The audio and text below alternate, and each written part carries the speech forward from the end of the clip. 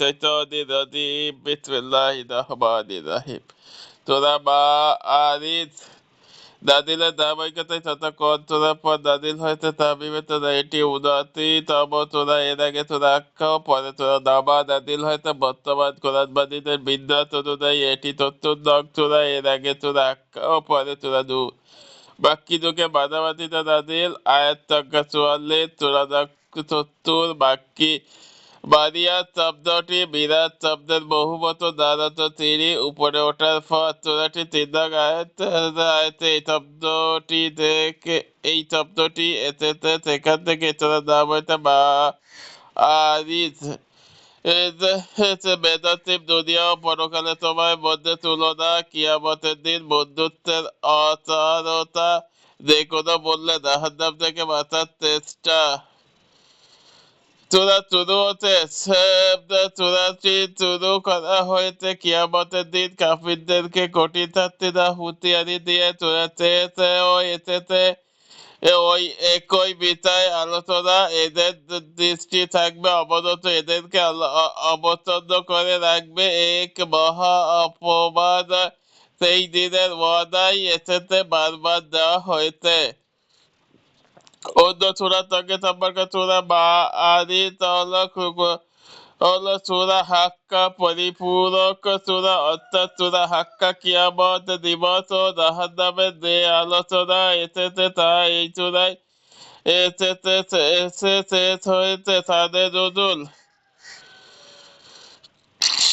সূরা মাআরিজ এমন পরিবেশে নাযিল হয় তখন চারিদিকে আল্লাহ রাসূল সাল্লাল্লাহু আলাইহি ওয়াসাল্লামের উপর ক্রমাগত অবিশ্বাস ও হাসি ঠাট্টা রোল উঠেছে মক্কাবাসী এই বলে হাসতে হাসতে তো ঢলে পড়ল আয় তোমাকে অস্বীকার করে আমরা নাকি জাহান্নামে উপযুক্ত হচ্ছি তা তুমি তত্ত্বালোক হলে যেটার ভয় দেখাও সেটা শীঘ্রই দিয়ে আসো তো দেখি কালি তো কিয়ামত করো কই সেটা তারা এভাবেই আছি তামাশা চলে আল্লাহ বাণীকে অস্বীকার করে তেলের দ্বারায় আর তাদের এই দুঃসাহসিকতা চ্যালেঞ্জের জবাব দিতে এছাড়া নাজিল হয়েছে কিয়ামতও আসবে শাস্তিও আসবে আর ব্যর্থ হইও না তোমাদের ভালোর জন্য শাস্তিটা আল্লাহর একটু রয়েছে পাঠান তাড়াহুড়ো কিছু নেই আল্লাহ কারোর উপর বিন্দু পরিমাণও অবিচার করবেন না তোমাদের প্রত্যেকের পাওনা কড়াই গন্ডায় বুঝিয়ে দেবেন আর সেদিনে সব তামাশা পুরোপুরি নিস্তব্ধ হয়ে যাবে বিষয়বস্তুর দিক দিয়ে এ চূড়া অনেকটা চূড়া হাক্কা এর তার কথা ধারণ করে সেখানে পরকালে মাধ্যমে তুলে ধরা হয়েছে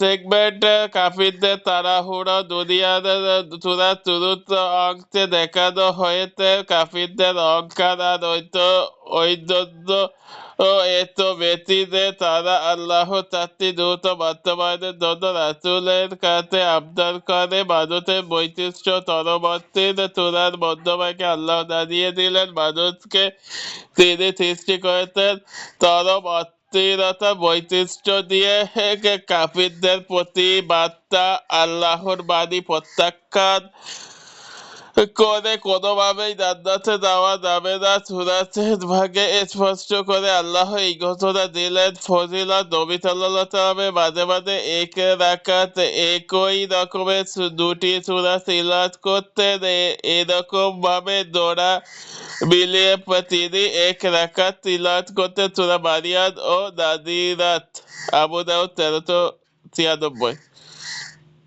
কদম ইফেক্ট ফরজ নামাজগুলো জামাতের সাথে আদায় করব তাহলে আল্লাহ হুকুম পালনে পাশাপাশি মুসলিমদের সাথে সম্পর্ক দৃঢ় হবে সেন্ট্রাল থিম মানুষের প্রকৃত স্বভাব ও পরিণতি গতিপথ কাফিরদের তাড়াহুড়া মুমিনদের ধৈর্য বা সূরার শুরুতে দেখানো হয়েছে কিয়ামতের ব্যাপারে কাফিরদের ব্যাপারে তাড়াহুড়া একই প্রকৃতিতে আল্লাহ ও তার রাসূলকে ধৈর্য ধরার পরামর্শ দিলে তার বাদে কাফির হবে অধৈর্য আর মুমিন হবে ধৈর্যশীল পরীক্ষার মুখোমুখি মানুষের প্রতিক্রিয়া খারাপ মানুষ অল্পতেই অস্থির হয়ে পড়ে, আল্লাহর পরীক্ষা হিসেবে কোনো বিপদ এলে সে বিলাপ শুরু করে।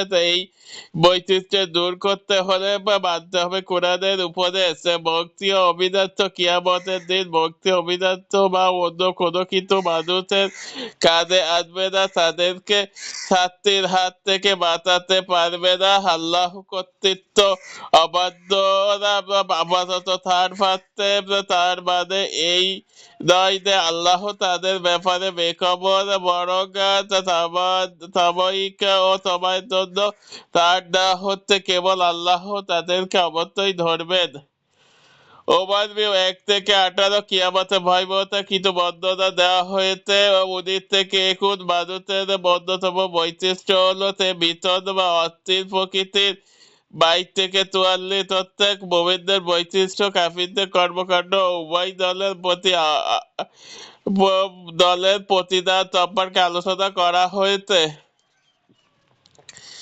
কেইস অফ স্টাডি এছাড়া 19 থেকে 20 আয়াতে মানুষের একটি বৈশিষ্ট্যের কথা তুলে ধরা হয়েছে, আর তা হলো মানুষ চরম অস্থির প্রকৃতির। তাকে কোনো অনির্দিষ্ট ও স্পষ্ট করলে সে অধৈর্য হয়ে বিলাপ শুরু করে, আবার তার জীবন ভালো কিছু পরশ লাগলে তার ভাগ সে অন্যদেরকে দিতে চায় না। কোরআনে এই কথাটাতে নিজেদেরকে একটু মিলিয়ে দেখি। আসলে তো আমরা এমন রাতের পেরেশানি আমাদের উপর ভর করে থাকে, একটুখানি অভাবের মধ্যে পড়েতে অবধি হা হুঁচো শুরু। কিভাবে ইনকাম বাড়ানো যায় মাথায় শুধু সেই চিন্তা বল করে ঘোরে।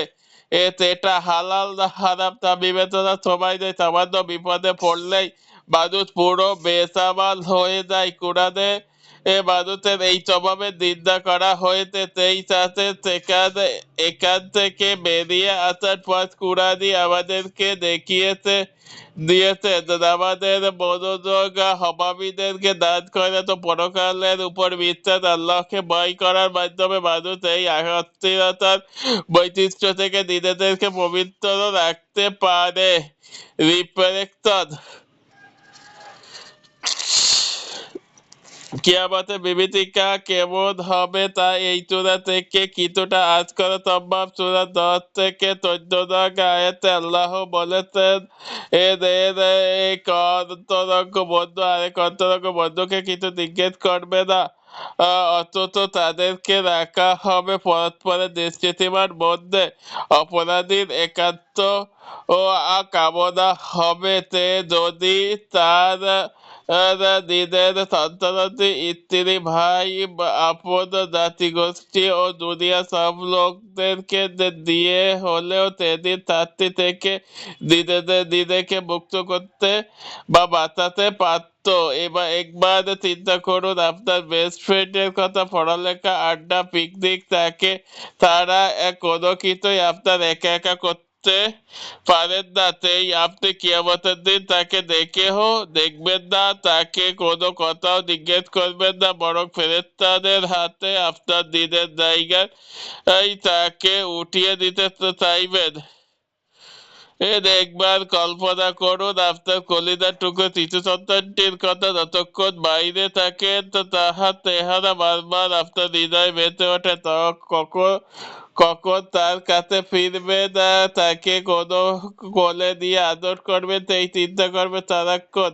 কিংবা আপনার জন্মদাত্রী মা, প্রিয়তমা স্ত্রী, রক্তের ভাই, আপন জাতিগোষ্ঠীতে সেদিন কারোর কথাই আপনি ভাববেন না, শুধু ভাববেন নিজেকে নিয়ে। এমনকি দুনিয়ার সমস্ত মানুষের বদল হলেও ওই ভয়াবহ শাস্তি থেকে মুক্তি চাইবেন, কিন্তু বাস্তবতা হলো নিজের পাওনা শাস্তি থেকে কেউই সেদিন বাঁচতে পারবে না। অবাধ্যদের জন্য আল্লাহ রাখবেন আগুনের লেলিহান যা হাড্ডি থেকে চামড়া আর মাংস টেনে টেনে বের করে আনবে। তাই এখনই সবাই নিজেকে বদলে দেবার, সব ধরনের গুনাহ থেকে নিজেকে দূরে রাখবার।